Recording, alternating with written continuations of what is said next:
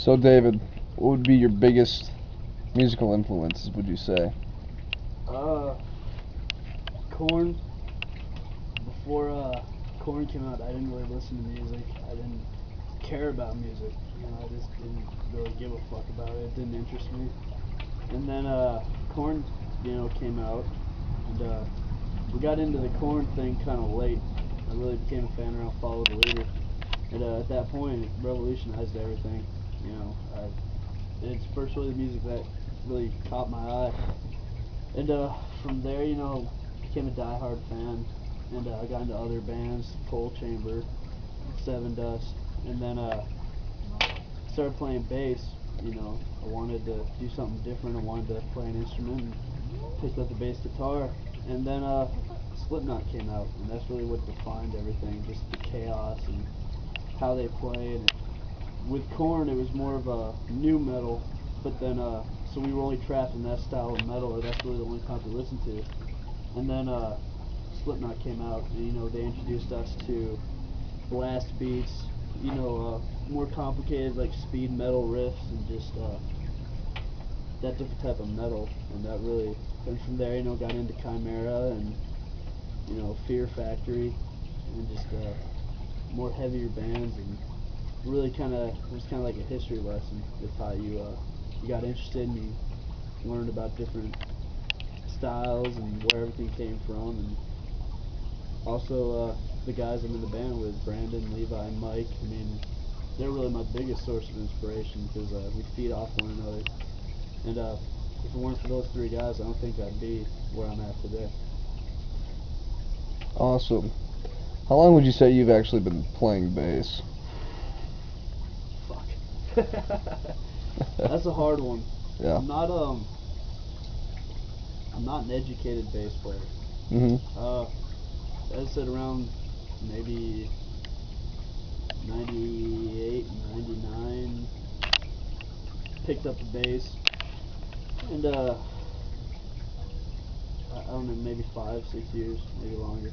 But as I said, I'm not really a bass player because joined the army and did my deployments, and the whole time I wasn't playing bass. When we'd throw stuff together whenever I got a chance, whenever I went back to North Dakota, and pick up the bass, but I still really don't know shit about it, and that sucks. And I'm obviously not where I want to be as a bass player, but obviously life interfered.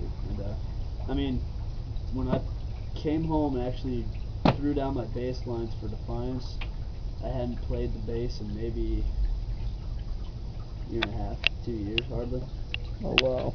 So it was a trip, but every time I pick it up after an absence, I seem to pick off where I left off at. Definitely. Pick up where I left off at, and I love the bass, and it's kind of like I pick it up and everything comes back to me. So. Outstanding, man. What would you say is your favorite part of being in the band Deadlock, whether it comes to recording or fabricating songs, the whole creative process, or in your bandmates? What I love about Deadlock is we don't sit down and be like, hey, we're gonna write a song. We can't operate like that. We don't go into our practice space and be like, we're gonna write a song. It just comes naturally. Either I'll be fucking around and come up with something cool, like on a visceral. We were just fucking around. I was fucking around with the bass, and I told Levi to play it, and Levi played it, but I was like, hey, speed it up. And then Mikey, came in and threw down some blast beats and some double bass, and it's just one of those things that just being around each other, we can just come up with something off the fly and run with it. And it's just awesome, just musical inspiration, and the guys that I'm with, we just feed off of each other so much, we can create something from nothing. So, and finally, I'm just happy I finally get to be a bass player, because when Disrupt broke up, Levi was still on drums, and it was just Brandon still on vocals and me on bass, and we didn't have a guitar player. And so for a lot of the songs that we have now, I actually wrote that doubling as a bass player, writing as a guitar player, and it really sucked. But we came up with Structures Fall, And, you know, a couple other songs. I think 187 maybe. I can't fucking remember, dude. Fuck it. But you know, and it was cool. We had to do what we had to do at the time, but I wasn't really getting to be a bass player, and it really sucked. But then when we got Mikey in and Levi jumped on guitars, it was kind of like a breath of fresh air, because when we did Defiance, I could finally throw down bass lines. You know, I didn't have to, you know, follow the guitar on everything. You know, I could come up with my own shit, and that was really kind of a liberating experience. Right on, man. Alright, closing up here, do you have any words for any metalheads out there, or people that are aspiring to be in any bands, or just advice in general for the populace? Don't dump your dream, man. I mean, Deadlock shouldn't even be a band today. With everything that was, you know, happened to us, and Brandon and myself joining the army, and, you know, being in different, you know, at one time we were in 3 different continents. You know, Africa, the Middle East, and, you know, North America. And anyone else that they would have just broke up.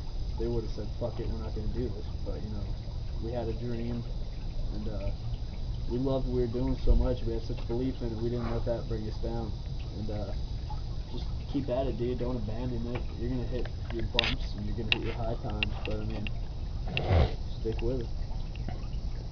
Alright, rock on, man. It's David Bratton from Deadlock.